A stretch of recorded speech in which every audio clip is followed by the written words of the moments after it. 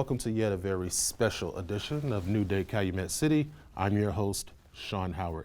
Today we are here at the Calumet City Public Library to hear about some of the enhancements and changes and overall strategies here. And I'm so honored and blessed that we could have the president of the Calumet City Public Library Board, Erica Jenkins. How are you doing, Erica? I'm well, thank you. Very good. Great to be here. It's a very exciting time for the library in that you now have approached and really had some inherited challenges to which you've overcome. But let's just talk about you so the viewers and residents can find out a little bit more about who Erica France Jenkins is and where did you grow up, your upbringing. Let's talk about that. So I grew up in the village of Ford Heights and later moved to Sauk Village, Illinois. So you're a Bloom Township woman. Yes, I am a township woman. I actually graduated from Bloom Trail High School in Chicago Heights. Very good. Got my undergrad from Chicago State, got my MA in IO Psychology from the Chicago School of Professional Psychology. Wow. With a concentration in HR. And so that is like my educational background and where I was raised. And you know, obviously, I know that personally you've been engaged with community activities for a very long time, whether it be through organizations, political organizations, what have you. Talk about your engagement in the community and how did that start? So initially, I became engaged in community service through my grandmother and then through my father and my stepmother, just growing up in the church, having to participate in whether it be Sunday school or we all were in Sunday school. Easter egg hunts or certain community initiatives, whether it was raising money for clothing, food, so on and so forth, school supplies. And so that's something that is deeply embedded within me because I've done it all my life. I've always played a role in serving those in my community. And sounds as though as part of your upbringing, you were introduced to the library at a very early age. Oh, absolutely. Talk about that. Absolutely. So the thing about the library is, you know, sometimes you wanted to go to the library because you just wanted to hang out with your friends. But the even bigger part of being a part of a library system is not only do you get to hang out with your friends, but you actually get to check out new books. You get to join book clubs and read the latest, greatest books. I remember like Judy Bloom and it was just You're showing your age. That's great. It was just so many different books, and the Babysitter's Club and all of those good books that your girlfriends read and you read when you were coming up that kept you engaged. You were having fun, but the library was a place to keep you engaged. Right. And even as we transcend now into libraries around the country, we know social media has had a big impact on America. The high-tech internet, obviously, people can basically perform their own study habits right at the fingertips at their home. But yet and still, as you forementioned off camera, there's still a growing need for the physical library. And I know you've been a strong advocate about that. And you talk about vinyls and what have you. Let's talk about some of that, the need for physical libraries. Yeah, because I think that even though we are moving towards a more technology-driven, where we're there now, a technology-driven environment and future, you always need those mainstays, you know, so what's old sometimes becomes new again. And then you also have to look at the different learning styles that our children have. Every child does not want to be wired, or even adult does not want to be wired to an electronic device. Some people actually need to feel, and that comes with your kinetic learning style. Some people are visual, some people are audible, some people like to feel. They learn by touching and feeling. And so when you take all of that into account, every child in person is not going to want to be tied down. And then just to come outside of your environment and deal in reality-based more than just being locked in Obviously. On social media or social platform. Yeah, I think that's significant that you kind of brought those kind of trends out, because the library has sort of been a melting pot of sorts for all type of positive activities. Upon the mayor being sworn in office, you know, the library became his pet peeve in the campaign. He wanted to see more here at this particular library. Can you talk about some of those conversations you and he have had concerning the inherited challenges that you face upon coming into the library in an official capacity? Well, absolutely. So one of the things that was realized early on coming into this environment, this system, was that the system was very antiquated. It was Yeah. very dated. There were books on this shelf that were like 100 years old that probably should be archived somewhere and should be a part of a natural history museum. So there were not a lot of books and things that were actually speaking to the community in which we serve. And so, and not only that, but just the technology that goes along with that particular style of learning when you're talking about books and what's needed right now for today's learning and how you're going to usher your community into a new, I guess, enlightenment period as far as like what our children are exposed to at the libraries. So there are a lot of different challenges, but as we move forward, we've been updating our shelves. We've been weeding out books that are no longer relevant, right? So we don't want a math book that was made in 1964 on the shelves when there's so many different systems that have come out. You have Common Core, you have all of these other things that you can learn when it comes to reading and phonics and math and social studies and science. So we needed to upgrade that. I mean, it's just like in the civil rights movement, where you had, the students in one community using old, outdated books, and then the other communities had the newer books that had the newer information. So that's really was a huge challenge and one that we've been combating, and I'm proud to say that we're doing a very good job at that. Right, and I think you've made the library here more engaging and more enlightening, if you will, for the public in terms of the actual physical lighting, but also some of the artifacts to which you brought into the library. It's more children friendly, more senior friendly, if you will. Was that a very important aspect for you and the mayor to really look at in coming in? Absolutely, because Mayor Jones and I had many conversations about the direction that we wanted the library to go into, because the library is the city center. It's where everyone should be able to come to engage from 2 to 92, and even beyond. And so it was very important to kind of merge our youth with our seniors. So we've implemented programs like, I don't know if you all are familiar with the Jazz in the Grass. That was something that was very dear to my heart. And I was like, hey, let's think about starting, because it creates engagement with the community, so you can have grandmothers and grandfathers and parents and children out, and it's good family fun. And an added sense of relevancy. It is, and then the huge holiday parties that we've had for the children, bringing them in off the streets so that they have a safe place to come to if they want to trick or treat, or if they want to go to a Christmas party, or if they want to have a reading night, whatever it may be. This is the place that family and children should be able to come to feel safe and to engage and learn at the same time. Yeah, and we know that you performed an evaluation not only of the system but the employees and staff here, and now you've brought in some great talent to kind of enhance the efforts here. And I know that must make you feel proud to know that you got the right mix of talent, young, old, educated, and people who have just been paraprofessionals their own life, just coming into one mix. Yeah, absolutely. And that was important because as children and families and our seniors come in, they need to have someone that they can relate to.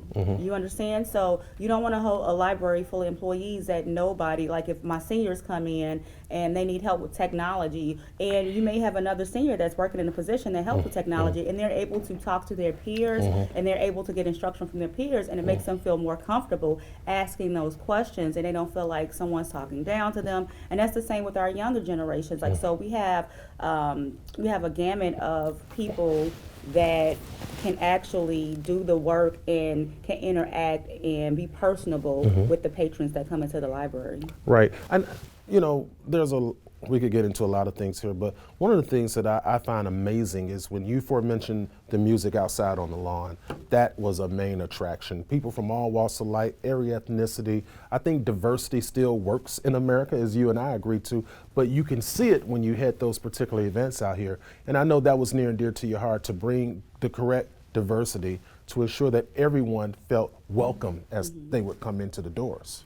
Absolutely, and so that was a pilot that worked very well. And so moving forward in this next year, we're going to do even more, like because we have so many different people in this community. It's so diverse. So we have our Hispanic population, our Asian population. So we want to reflect that in the programming that we have here at the library. We want something for everyone to feel comfortable, and we want the library to be used by Yeah. the community. This is their library.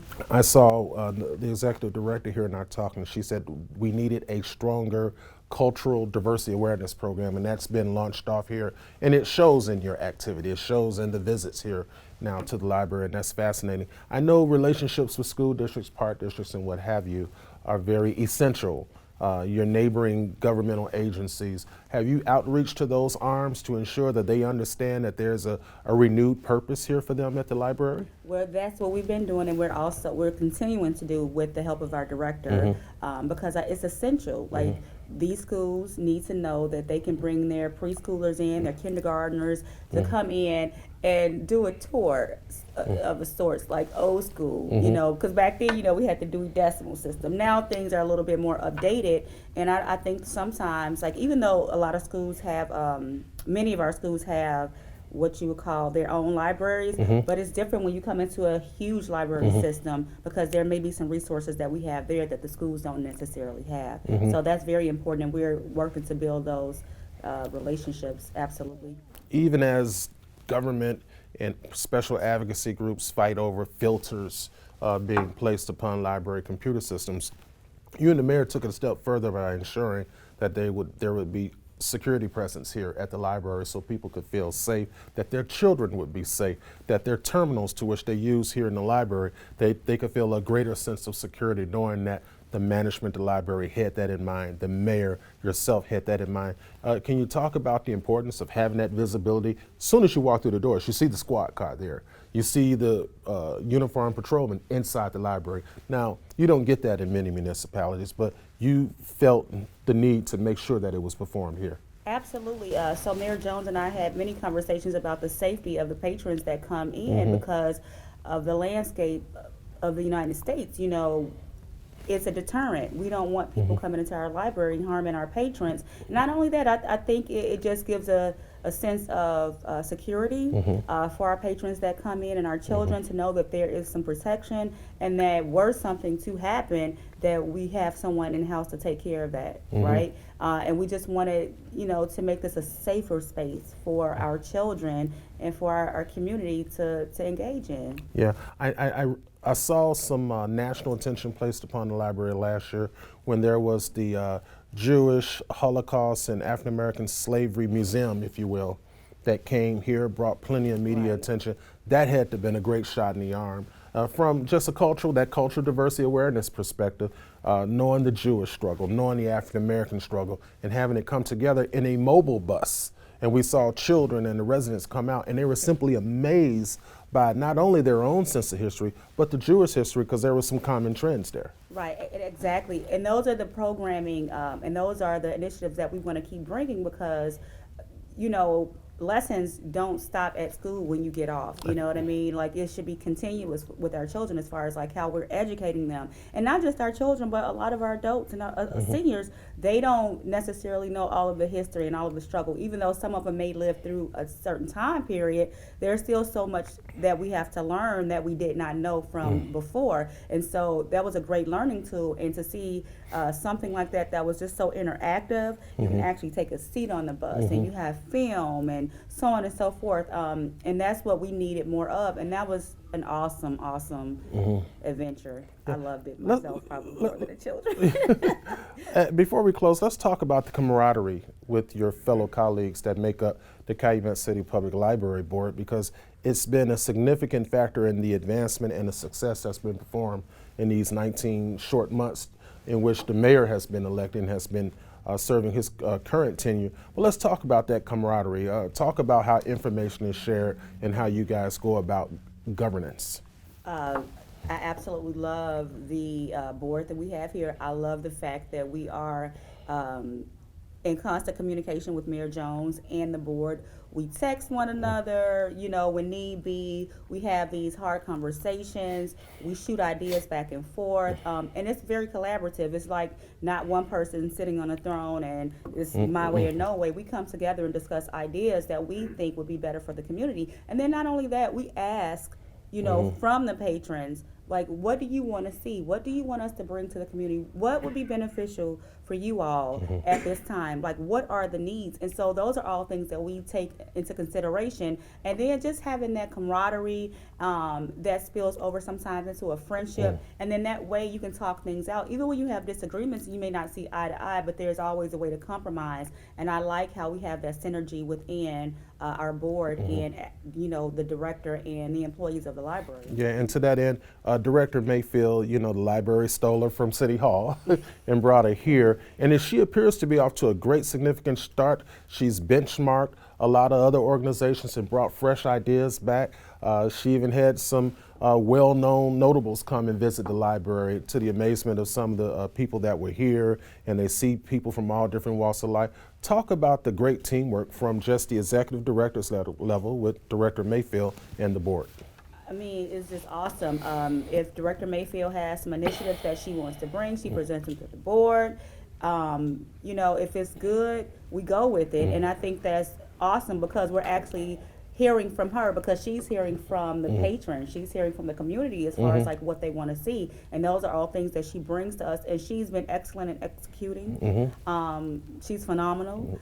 And moreover, the appeal of the library is different, because I remember when she was when she first came from City Hall to here, and she says, I have to change the appeal, the lighting, to make it more engaging. And it appears that the physical appearance is something that she wanted to work on first, and I'm sure you concur with that. And you could tell it's the feminine touch to the library, and it was needed. So I would say that because the library is so much more well lit now, and it's just inviting, and just the decorations that go up. It's just fun and engaging.